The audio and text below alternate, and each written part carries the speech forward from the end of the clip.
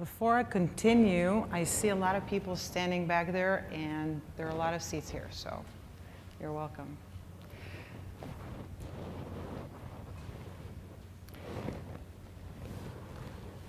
In the next few minutes, I want to take you all to a journey that we have been going through at Bank Leumi. And we were asking ourselves, does the hacker way meets the banker way? This is something that I think most of you guys have heard before, things that entrepreneurs say. And I'll read it to you. We have several system and method patents, and our code is open source. Now try to put the glasses of a banker and think what the banker thinks. This is what they think, or we think. There is no real collateral, and there isn't even IP to collateral because it's open source. Let's take another example. The product is an alpha, and our beta is launching this summer. What does the banker think? Is this a fraternity? Banks and startups, can the two be more different? Now, before I'm going to go and show you what we've done, the analysis we've done, I want to mention that, Bank Leumi, through its Leumitech subsidiary, which I represent and a lot of my other colleagues here represent, are obviously not the first bank dealing with technology companies, but I really think that we're doing it in a very unique way. And I'm very proud and honored to get the opportunity to tell you all about Leumitech and about our launch in the US. And I welcome everybody to come to our cocktail at 5:30, right here, right? Okay. So we actually do believe that banks can operate like startup companies. And what we've done is we took the operating principle of a small startup that some of you may know that sits in one hacker way, by the way. And Mark says apologies, he has F8 today, so I think he's speaking right now. And we try to compare them to our principles, and this is what we found. It all begins with a relationship. This is very obvious, I think, to all of us. These are all quotes from the S1 of Facebook. Personal relationships are the fundamental units of our society. I'm very, very proud to tell you that we have great relationships. We actually are not new to the ecosystem. We're not new to high tech. We've been working with technology companies for 15 years. We started doing this back in 2000. The way we did it is to understand that technology is nothing like anything else that we deal with as a bank, and this is why we've created specific teams spread around Israel. We have a very big team in Palo Alto, and we're now launching a big team in New York, where these bankers actually understand what the entrepreneurs are telling them. So they wouldn't have been the examples that I was just talking about. Another important principle that Facebook is running itself by is, and I think many of startups are doing the same, is stay focused and keep shipping. Now you would think, what does that relate to a bank? Well, one of the things we're very proud of is the fact that we've been around for 15 years, and we've gone through at least 2 major market downturns. And I'm very, very proud to say that we haven't jumped ship, and we haven't stopped working with technology, and we weren't scared, and we are here, and we're going to be here for a very long time. And I'm not sure this is a statement that all other banks share. Another thing that Mark Zuckerberg mentioned is focus on impact. I'll read it to you. If we want to have the biggest impact, the best way to do this is to make sure we always focus on solving the most important problems. How does that relate to us? Well, our focus is actually to have the entrepreneur focus on what they know how to do and leave all the rest to us. The way we do it is by having a unique service model, which is tailored around technology companies. By the way, a different service model, which depends on the age of the company and the stage of the company. And it offers each and every one of those entities the specific solution that we believe fits their needs. And their needs change, and we try to fit and change together with the companies. By the way, we're not only tailoring solutions and products to the companies, we're also working a lot with their investors, so VCs, angels, and other type of investors. This one was tricky because a banker saying done is better than perfect is sort of an oxymoron. But having come from, I came to the bank about a year ago. I come from venture capital, and I can tell you one thing we all know, that plans of startups are never perfect.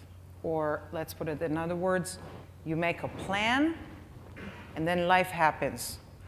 You either make a much higher number, I see people shaking, or much lower number. So the plan is actually more of a vector of direction. It's not really a plan in a banking terminology. Now, how did we adopt this concept? We actually understood that, and we looked, just to give you a little bit of a flavor, similar to what I discussed in the beginning, how different traditional industries are from a banking point of view to technology companies. So for example, growth rates. Growth rates of regular companies that are not technology companies are single digit, and they're usually a little higher what of the general economy is, okay? In technology, either it's very, very large growth rates, so tens of percentages, sometimes hundreds of percentages year over year, or there's no company. Now, from our point of view, from a bank point of view, this very, very fast growth rates have a lot of implications of how you fund the company, how quickly you need to get cash injections, et cetera. Very, very different from what we're seeing in traditional businesses. Another thing that's very different is a banker who comes to fund a company wants to see a cash flow. In technology companies, I think the terminology is more of an outflow, okay? And I've seen situations where bankers say, okay, when is the cash going to come in? And the entrepreneur says, I don't know. Could be a year, could be 2 years, could be 3 years. This is very, very difficult for a banker to actually grasp. Another very big difference is the amount of information that we have on the companies. So traditional businesses, there's always a comparable, there's always a lot of information. By the way, a lot of historical information that actually gives you some kind of indication of the future of the company. Well, guess what? In technology, very little information. And if there is a lot of information, it's probably not the right company to give debt to because they're too late to the game. And last item, we have a long list of items, but I'm only showing you 4, is the geographical spread. So traditional industries usually start very local. They serve their markets. Only when they hit a glass ceiling, that's when they go abroad. What we're seeing in technology companies, and very, very much so in Israeli companies, is that they're global from day 0, okay? So they have 3 people, and they have 3 offices around the world. This is a very complex issue for banks. You have to understand this. This means bank accounts in different places, a lot of exchanges of currencies, et cetera, et cetera. So what we've done is we try to adapt ourselves and make the bank look or work better with technology. We've changed completely our credit methodologies, so we're actually tailoring products to early stage companies. And trust me, this is not a trivial thing to do. And also, we're trying to run as quick as we can and actually tailor credit products to new business models that are coming up every day. And we have to have the infrastructure to support that. Another important concept is be open. We believe that a more open world is a better world. And it's all about building and leveraging your social graph. Well, we're very proud to be deeply rooted in the ecosystem of the Israeli and Israeli-related companies, and we try to use all of these relationships and provide them to the companies we're working with. One of the things that seems very trivial to most of you because you're all technology-related and you probably work for global companies, but being global is not a trivial thing to a bank. There's actually a trend towards coming back to core basic or to the basic, to your local environment. VCs have been closing offices around the world, coming back to doing business only with companies who are right next to them. But we actually took another concept of Facebook and we were bold. And the reason we had to be bold is because we want to follow our customers. We believe the technology companies who we work with, who are Israeli or Israeli related, they usually are spread around the world, and they need solutions, and they need to have them quick. And us having all these offices and banks around the world allows us to give them the best service.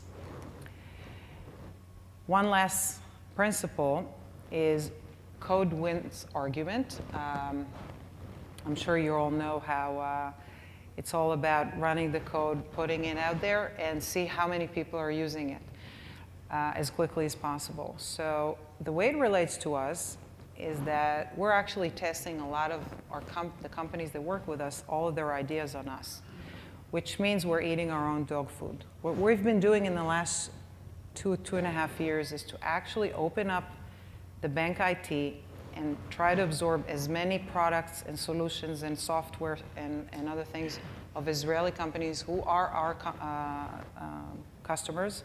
And I'm very proud to tell you that we are working with about 50 companies in Israel buying their software.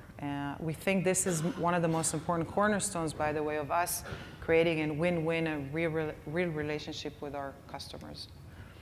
We have been trying to approach the startups more and more, so we've done a few things recently. We had a very big, I think it was the biggest, at least in the Middle East, a big hackathon together with Salesforce.com, where we had 300 developers working on various solutions who they were trying to tailor to the bank.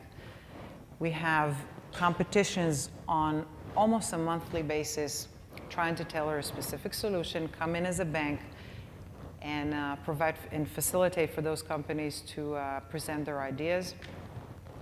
And last but not least is that we've launched about a year ago an accelerated program together with the Elevator Accelerator in Israel, where we're grooming classes of about 5 fintech-related companies, and we're trying to make sure we're giving them the best alpha and beta places to make sure that what they're doing is the right thing to do. So is this a technology company? Well, we're not really Facebook, and we don't presume to be, but we're a bank that's almost a high-tech company, and a high-tech company that's almost a bank. Well, it is a bank. I'm very proud to say that we have a very unique track record. We sit at the heart of the startup nation, and we have a global footprint. We believe the relationships we've built in the last 15 years, and this translates, by the way, to thousands of companies we're already working with, and we hope to grow it more. So we think those relationships will bring many, many more. And I would like to quote JP Morgan, because we're in America: go as far as you can see. When you get there, you'll be able to see farther.